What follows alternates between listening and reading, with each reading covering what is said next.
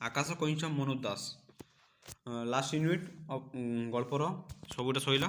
Last unit ସରିଦେଲେ ଆମ ସିଲାବସଟା complete ହେଇଯିବ। ତାପରେ ଗ୍ରାମାର ଆଡ଼କୁ ଯିବା। ଓକେ, ପ୍ରଥମ କ୍ୱେଶ୍ଚିନ୍ ନା ସ୍ୱଚ୍ଛ ସରୋବରର ସବୁଜ ଉପତ୍ୟକା କମ୍ବୁଗିରିବକୁ ସନ୍ତୁଷ୍ଟ କରିପାରୁନଥିଲା କାରଣ ସେ କ'ଣ ଥିଲା? ଦୂର ଉପାନ୍ତର ପିପାସୀ, ଉଚ୍ଚ ଅଭିଳାଷୀ, ନିରସ ହୃଦୟ ନା କଳ୍ପନା ବିଳାସୀ। ତ ପିଲାମାନେ ଉତ୍ତର ହେଇଯାଉଛି ଏଇଟା କେଉଁଟା? ଉଚ୍ଚ ଅଭିଳାଷୀ। ନମ୍ବର 2 2 ନମ୍ବର, କିଏ ଗୀତ ବୋଲି ପାରୁଥିବା ଗଛଲତା ଓ ମେଘମାଳା ଭିତରୁ ଝରି ଆସୁଥିବା ସାତରଙ୍ଗୀ ନଦୀର ଅଜବ ଦୃଶ୍ୟ ଦେଖେ? ବିକଟ କମ୍ବୁଗିରିବ, ସଙ୍କଟ ହୟଗ୍ରୀବ। ପିଲାମାନେ ସଠିକ୍ ଆନ୍ସର କ'ଣ ହେଉଛି ଏଠି? ନା କମ୍ବୁଗିରିବ ବା ସେ କଇଁଛଟା। କେଉଁ ପରୀକ୍ଷା ସଫଳ ବୋଲି କୁହାଯାଇଛି? ନା ହଂସଦ୍ୱୟ ଦୂର ଦୂରାନ୍ତର କାହାଣୀ କହି କଚ୍ଛପର ମନୋରଞ୍ଜନ କରିବା। ଇତିହାସରେ ପ୍ରଥମ କଚ୍ଛପ ମହାକାଶୀ ହେବା ଏବଂ କଚ୍ଛପ ଓ ହଂସଦ୍ୱୟ ମଧ୍ୟରେ ବନ୍ଧୁତା ପ୍ରତିଷ୍ଠା କରିବା। ହଂସ ମାନେ କଚ୍ଛପ ଅର୍ଦ୍ଧକୋଶ ଯାଏଁ ଆକାଶ ଉଡ଼ିବା। ତ ପିଲାମାନେ ସଠିକ୍ ଆନ୍ସର ଏଠି ହେଉଛି ନା ନମ୍ବର 2। ଇତିହାସରେ ପ୍ରଥମ କଚ୍ଛପ ମହାକାଶଚାରୀ ହେବା। ଓକେ,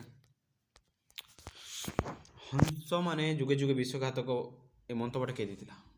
ପିଲାମାନେ କିଏ? କାକର, ବତାସୀ, ବକର ନା ଚିଲ କିଏ ଦେଇଥିଲା? ନା କାହାର ମନ୍ତବ୍ୟ? କାହାର? ନା କାକର, ନା ବତାସୀର, ନା ବକର, ନା ଚିଲର? ତ ପିଲାମାନେ ବିଶ୍ୱାସଘାତକର ମନ୍ତବ୍ୟ କିଏ ଦେଇଥିଲା? ନା ବକ ଦେଇଥିଲା ବା ବଗ। ସେମାନେ ଯୁଗେ ଯୁଗେ ବିଶ୍ୱଘାତକ ବୋଲି ସେ କହିଥିଲା। আর ଅନ୍ଧକାର କାହାର ଥିଲା? ନା କାଉର। ଓକେ, କଳା କାଉ, କଳା ଅନ୍ଧକାର, ବୁଝିପାରୁଥିବ। କ'ଣ ବୁଲଡୋଜର ଭଳି ସଭାସଦମାନଙ୍କର କହ କାନ୍ଦଣା ମାଡ଼ି ମକଚି ନିସ୍ତବ କରିଦେଲା? ତ ପିଲାମାନେ କହ କାନ୍ଦଣାକୁ ମାଡ଼ି ମକଚି ନିସ୍ତବ କରିଦେଲା। ପିଲାମାନେ କ'ଣ ସେଟା? କେଉଁଟା ସେଟା? ନା ଆକାଶରୁ କଚ୍ଛପ ପତନ, ଚୁପ୍ ହେବା ପାଇଁ ରାଜାର ଧମକ, ରନ୍ଦା କଚ୍ଛପ ହସ୍ତେ ପାଚକର ପ୍ରବେଶ, କାନ୍ଦି କାନ୍ଦି ରାଜା ମୁହେଁ ବୁଦ୍ଧୁ କହିବାର। ତ ପିଲାମାନେ ସଠିକ୍ ଆନ୍ସର ହେଇଯାଉଛି ଏଇଟା ଲାଷ୍ଟ, କାନ୍ଦି କାନ୍ଦି ରାଜା ମୁହେଁ ବୁଦ୍ଧୁ ହୋଇଯିବାର। କେଉଁ ଋତୁରେ ଦୁଇ ହଂସ ସରୋବରକୁ ଉପନୀତ ହୋଇଥିଲେ? ନା ଶୀତ, ନା ଶରତ, ନା ବସନ୍ତ, ନା ବର୍ଷା ଋତୁ? ପିଲାମାନେ ବର୍ଷା ଋତୁରେ।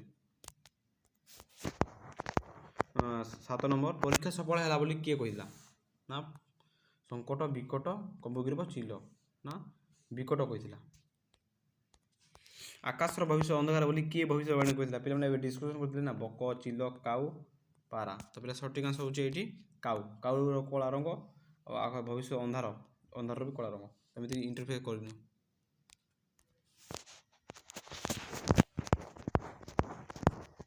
9 ନମ୍ବର, ପିଲାମାନେ ଥରେ ଥରେ ଗୋଟିଏ ସମ୍ପୂର୍ଣ୍ଣ ଘୁଷୁରି ଉଡ଼ିଯିବାର ଦେଖାଯାଏ କିଏ କହିଥିଲା?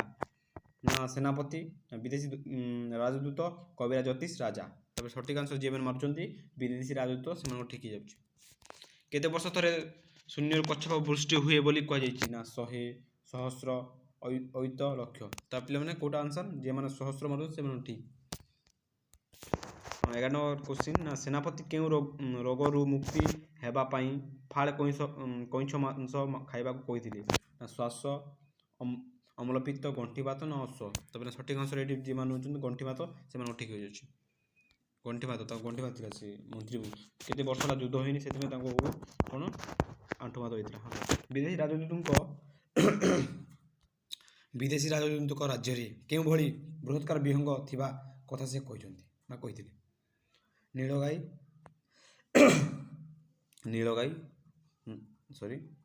ନୀଳଗାଈ, ମଇଁଷି, ଗଣ୍ଡା, ଜଳହସ୍ତୀ? ତ ପିଲାମାନେ ସଠିକ୍ ଆନ୍ସର ଏଇଠି ହେଉଛି ନା ମଇଁଷି ପରି।